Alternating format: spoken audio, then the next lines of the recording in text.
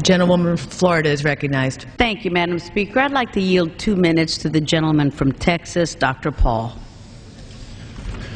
The gentleman is recognized for 2 minutes. Gentlelady for yielding, and I ask unanimous consent to revise and extend my remarks. Without objection.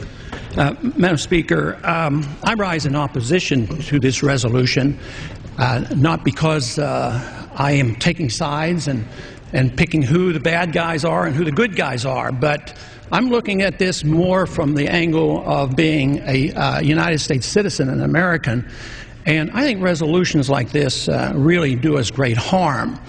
In many ways, what's happening in the Middle East, and in particular with Gaza right now, we have some moral responsibility for both sides in a way, because we provide help and funding for both Arab nations and Israel. And so we definitely have a moral responsibility, and especially now today, the weapons being used to kill so many Palestinians are American weapons, and American funds essentially are being used for this.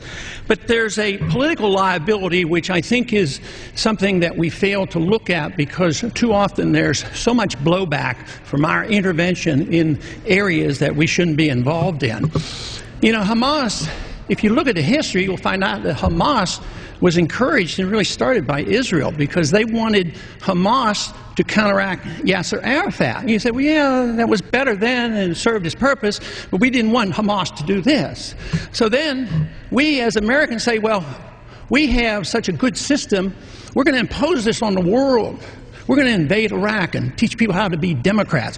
We want free elections. So we encourage the Palestinians to have a free election. They do, and they elect Hamas. So we first, indirectly and directly through Israel, help establish Hamas. Then we have election. Then Hamas becomes dominant, so we have to kill them. You know, it just doesn't make sense. During the 80s, you know, we were allied with Osama bin Laden. And we were contending with the Soviets. It was at that time our CIA thought it was good if we radicalized the Muslim world. So we financed the madrasa schools to radicalize the Muslims in order to compete with the Soviets. There's too much blowback.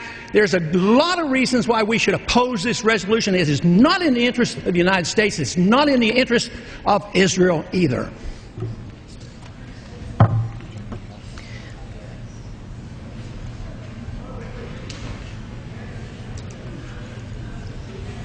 If this were a dictatorship, it'd be a heck of a lot easier.